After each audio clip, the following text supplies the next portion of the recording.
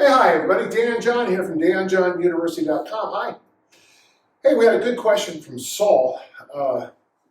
He asked about online coaching, and before I even get started, I got to tell you something. I'm one of the first online professors in the world. I started working with Columbia College, and when I met, Arlen told me that I was the 5th person they hired to teach online.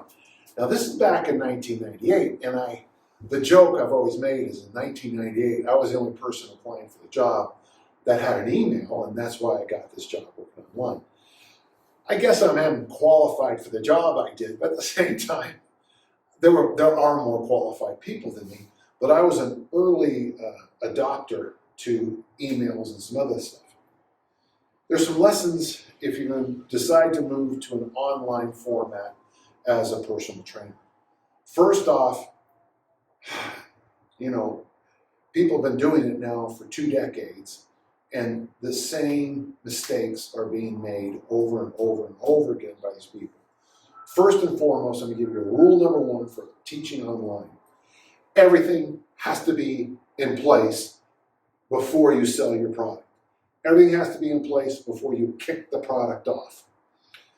What I see online, most places do, is all they're doing is taking an article and selling it as a program. They're taking a chapter or 2 from a book and selling it as a program. And that's not really what personal training is. So if you go to danjohnuniversity.com, which I think is actually a good way to do it. In fact, I would even argue just get yourself a membership, steal our programs, and give them to your clients. I mean, people do that all the time. I like the idea. But when you come to our site, the workout videos were done long before the site was launched. We did the workout videos.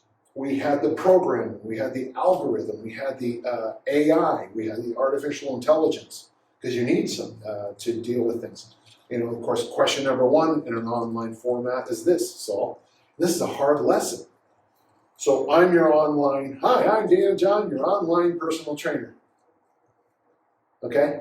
Question 1 is this, is what equipment do you have? And even here, even it's this small view of my gym, I got 32 kettlebells, I've got 3 Olympic bars, I've got dozens of throwing equipment, 2 different hip thrust machines, deficit deadlift, a squat rack, chains, plates, extra dumbbells, medicine balls. I can do basically anything in this gym. But if you have a client who has a 5-pound dumbbell and an area this big, that needs to be a different workout than my gym here.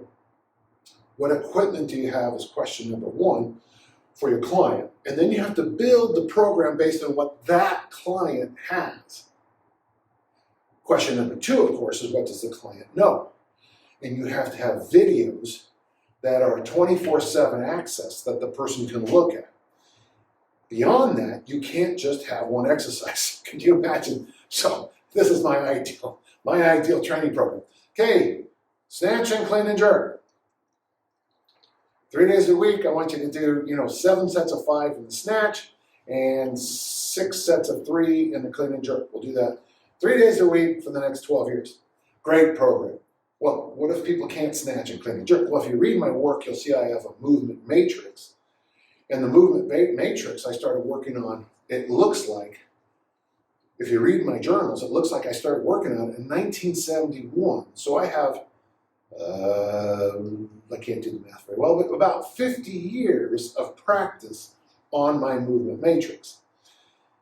If someone can't do an overhead squat, well, then you have to break it down. Maybe they can do a front squat. They can't do that, back squat. They can't do that, goblet squat. They can't goblet squat, well, then you do a bodyweight squat. Can't do a bodyweight squat, then you grab a door handle and you do an assisted squat, or a suspension trainer, you do an assisted squat. In your programming, you need that whole accordion. What equipment do you have? What exercises do they know? And then the sub part of that, what exercises do they know? What are the different options they have with the exercise? You can't just say squat.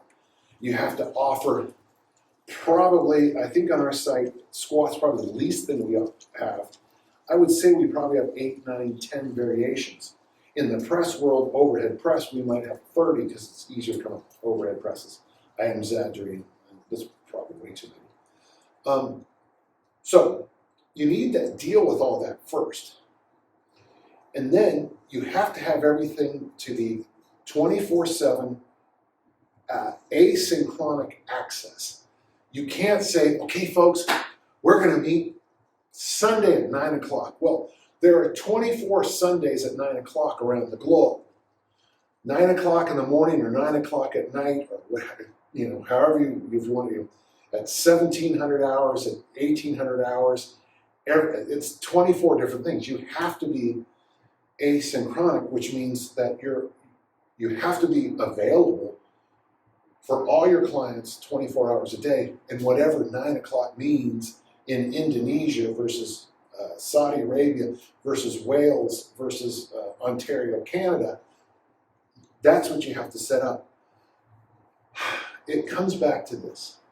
If you're going to have an online presence, you have to do a lot of pre-work.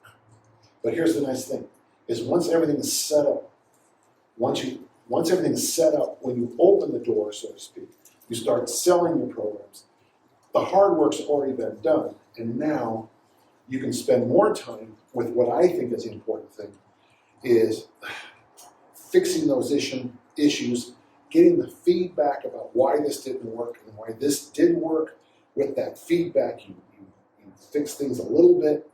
So you don't have to make major work after you get open. All the big stuff happens, cliche time. You do all the big rocks here, you do all the medium rocks here, you put the program up, and then you deal with the small issues that show up. That's how you do it. You focus on very simple stuff, push, pull, hinge, squat, loaded carry. You focus on some very basic mobility work. I think you should do Tim Anderson's original strength work. You combine the big 5 movements, push, pull, hinge, squat, loaded carry, with basic Tim Anderson stuff, and you offer a program. If you can, try to have a community involved on your site. I have 2 communities, the Dan John Q&A over at davedraper.com, and of course that wonderful forum we have at Dan John University. And what I like about both of those forums is that the members take them very serious. Occasionally we do get an asshole on there, and they don't last long because the people in the forum care too much to let someone come in and troll us. Okay? So, a lot of work up front.